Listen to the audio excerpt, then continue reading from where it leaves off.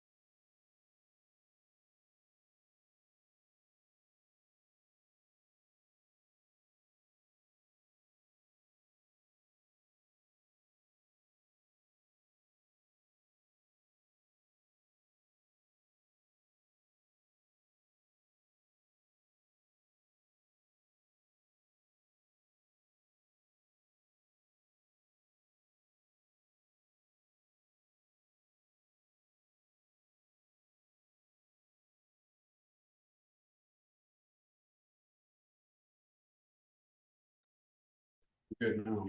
yeah, I was hoping we didn't have to share the forest story, although I'll tell him and he'll send it to all his buddies. Like, yeah. Remember that time? Anyway, so we're gonna start negotiations and we start with the DEA offer. Thanks, gentlemen, for being flexible. There's a lot of variables with this, but we want to get this started and get it finished. We know that's better for the district and for the staff. thank you for having us. Our initial offer, a few things, as far as language we can talk about possibly later, but, initially asking for a base increase of $800. The insurance increase, I think, is already essentially taken care of. Does that make sense? So we verbally talked about how the insurance unfortunately does go up a lot this year, but when we did the cost as kind of preliminaries, we talked about the cost to raise insurance and does it go from 674 to 724? 734 per month. And so, the district, we factored into, when we did a cost, we said, okay, the district covers the single and ages the salary schedule. And then, of course, as you know, just to kind of reiterate, we've got the minimum salaries this year where everybody makes 47,500. and people with 12 years of experience make 60,000. And so that's funded through TSA. We're happy that our calculations kind of represent that the state gave us enough money to cover those raises and a little bit more, but there's no negotiations. I've talked to other superintendents who didn't get enough money, and then those districts have to just eat that cost. So that's encouraging for Decorah, but yeah, so we've got a couple variables, balls in the air, but we've talked about this represents aging the salary schedule, doing the single insurance, and then there's the covering, so of the minimum salaries. Correct. And with our calculations, it does not, a base increase, we've frozen the cells that are already being supplemented by the state, for the TSA money. So that there is no additional cost as far as the schedule goes for that staff. We spent some time a couple weeks ago, figuring that out. So the cost doesn't include a base increase of the cells that are already being supplemented by the state. If that makes sense. Yeah, I think like we could look at it visually, but you're talking about anybody who's getting a raise from the state. We just put it at the state minimum, and we said, because so some people might be at 40 and going to 47.5, and there might be other people who are at 47 and they're just going to 47.5. Correct. And we acknowledge that there's some winners and losers in that. There's some certain beneficials from the district's benefit to keep everybody at that, because the state's gonna come back in next year, pull our fall beds data, and everybody who's making 47.5, the state's gonna give 2,500 to get them up to 50. And for the people making 60,000, they'll give us TSS to get them to 62. So if somebody's making 48, then the state's only gonna give us 2,000 versus if they're 47.5, 2,500. So what you're talking about is maximizing the opportunity, you know. So 800 on the base, staff that are at the state minimums of 47.5 and 60,000. And then do you language or anything? So, it's here. So we talked about, days off for parents attending state level competition, like a championship leave day. Okay, If your child qualifies for a state level competition, the staff member needs to take a day off, they can take a day off, from the school. That's staff members of Decorah that their students also go to Decorah. You can't be a staff member in Decorah and take a day off. Your student goes to Southwind or whatever. So all within. it would be benefits specifically for, Correct. and we could get Adam to help us with the state level competition, but we're not talking districts, we're talking about, you know, wrestling at the state level, basketball at the state level, Yep. but we're also talking about, Sanctioned events. yeah, Robotics. I could think of speech all state, Right, or, Right. although lots of those are on Saturdays. I guess IE would be on a Monday, thank you. Mock trial, state, yeah, it might need a little help with FFA to kind of define, what's that? National History. That's, Day. again, I think what we're saying is state level, so we probably would want to make sure we define that Yeah. and maybe be flexible with that if. And and there's different levels with that, like the regional competition, any student can choose to go, so I guess I wouldn't call that a state level, but if they're then chosen to advance to the state level from there, so I think that next level would be, in my opinion, that they have to qualify for it. But yeah, all those that would have to get narrowed down and a list of some sort, and probably revisited every so often as new activities get included and things like that. The other piece was adjusting a holiday to get teachers and custodial staff on the same schedule. An option was to move a holiday day to the day after Thanksgiving rather than President's Day. And that would be that would Yep. help us out. We probably still won't have school on President's Day, but when it's a holiday for some staff and not for others, it just kind of is a rub, and it's kind of a weird thing in the calendar. So. Align some calendars, yeah. Yeah. I think we're on board with that. And then I don't know if these need to be, as far as language goes, but some things that we've talked about with taking from personal sick day into family sick day and just what that protocol is, if that is actually official now within the handbook. And then the last one is not necessarily language, but continuing the recruitment and retention committee. Yeah. About the, So the porting over, we allowed up to 5 days from personal illness to family illness. correct. And so just the procedures for that, it's not super fluid with the system. We can't just do it. So we literally have told people, put it in as a personal illness and say In the middle. families, actual family illness number 1 and count up to 5. And that's more so we can let members know, like, this is the process to do that. So they're not, every time emailing you or Yeah, whoever yeah. with that question. Yeah, I even talked to Teresa about that, cause I know we were down to half a day and she wasn't completely sure, so yeah, Just so we can communicate that with everybody. yeah. Sure, And that's something that we can do. that would be great. You said we are doing that now? Yeah, we did the MOU for that last year. So that was something that, that came out of the retention task force last summer as a proposal. So I bet we approved it in about August. So you're not asking for anything different, you're asking for clarification?